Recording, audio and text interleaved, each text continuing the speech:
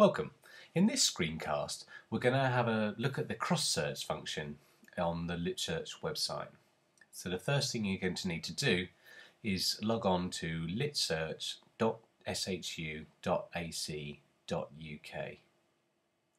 When you do that, you'll see the screen in front of you, and the first thing you're going to need to do over here is just log on. So I'm just going to do that now. And all you'll need to do is just enter in your university login details.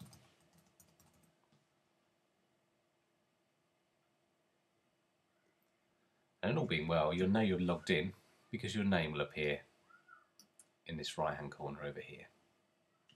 So you may have had a play with the databases on their own before, but one of the most powerful aspects of the cross search, as the name implies, is you can actually check multiple databases, which means some of the literature that you would have missed just by checking one database, you'll actually pick up.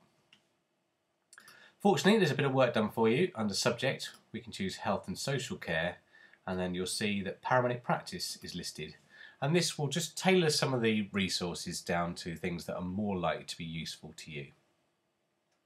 In this exercise, I'm going to be using the CINAHL database. Alright, and if you need further information, click on the information button, and it will tell you that that is actually a mnemonic for the current index to nursing and allied health literature. The other database, which is very popular, is Medline, and these are the two that I'll be using now. And all I need to do is just check the boxes in order to select them, and then the database will know that I'm going to choose both of these. There are one or two other useful databases which I would consider. One is the Cochrane Library, which has a big and ever-growing pool of good evidence-based reviews on all sorts of things, but certainly sort of modern treatment modalities where we're talking about evidence-based practice, it's very, very good. The library catalogue is also there for inclusion, as is Intute, which basically has a look through a series of websites which might be suitable for, as it suggests there, academic study and research. So for the task that this screencast sits in, you'll need to find a little bit about the etiology and pathophysiology of acute pancreatitis. So it kind of makes sense to start there, really. Now, one of the things I'm going to do is I'm actually going to put that in quotes, as you can see there, and that will actually, as it suggests underneath, where it says use quotes for exact phrase. So it'll only search for things that actually have acute pancreatitis together. Now I can just use a simple search and click go. And as you can see now, it's just searching through both the databases for hits throughout the articles on acute pancreatitis. And you can see, because I've not been that specific, actually I've got over 15,000 returns. Now that is going to take a little bit of wading through. So what I might intend on doing is actually just nip back to my search and click on the Advanced tab.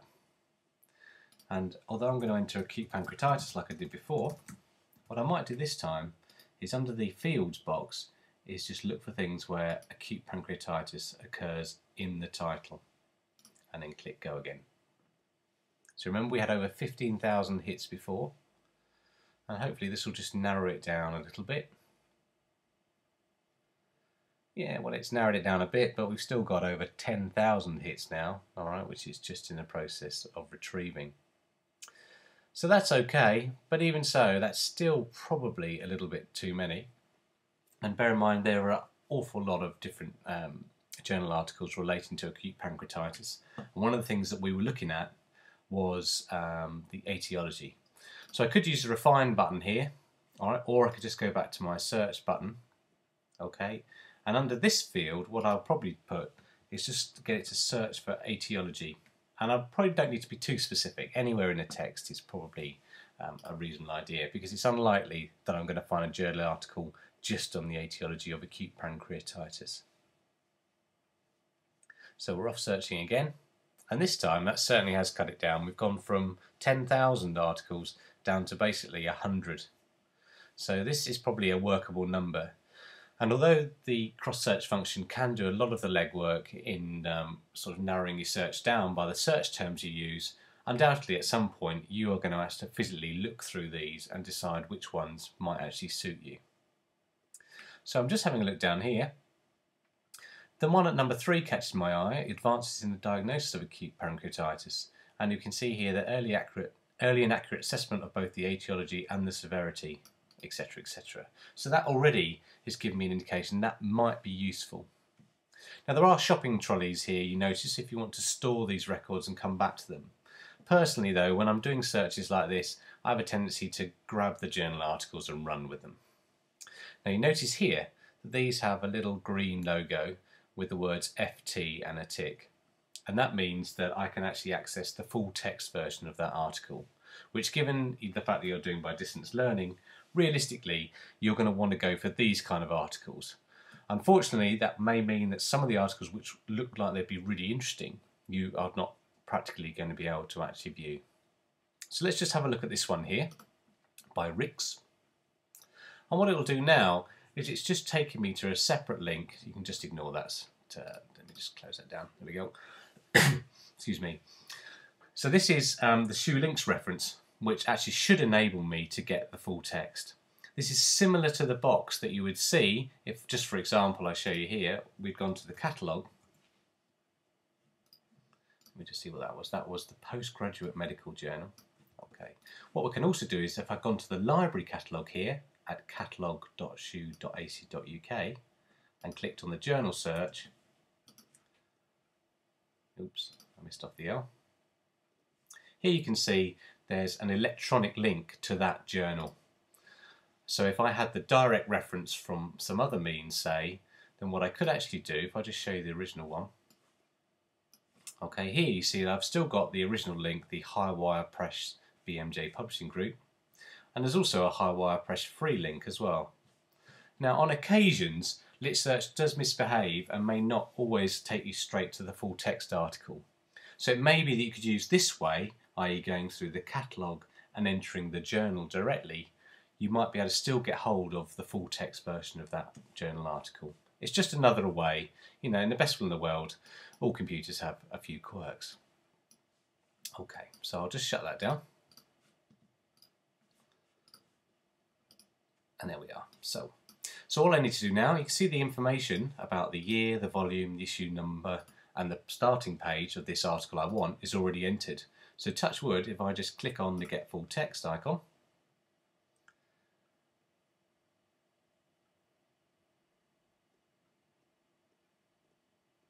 it's just loading up now, there we go. And here we go, we've gone straight to the Postgraduate Medical Journal. I don't need to log in or mess around with anything like that because it's all sort of incumbent in the Litsearch website. And here I got a bit more chance to check the title again and actually just read the abstract, which sort of gives you just basically a brief overview of what the article's about. This might be useful, it's a bit hard to be sure, and I probably would need to see the full text version because I'm only really interested in that etiology which is listed there. So I've got two options.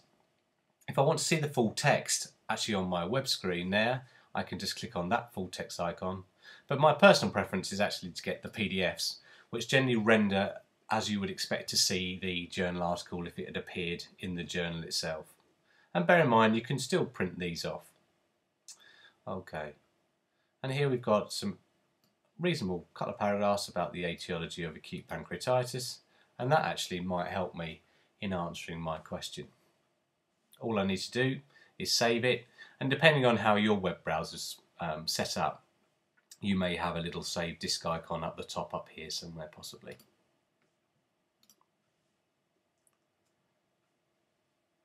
Just having a look, see if there are any others. And obviously I've got about 100 here to check through. The first 33 are shown for me here. And I just need to walk through these. Any other articles that are of interest to me, I'll check to see whether I've actually got the full text link, and if I have, then I can obviously get hold of that journal article. And really you need probably several articles together just to get a bit of a flavour for whatever topic it is you're researching.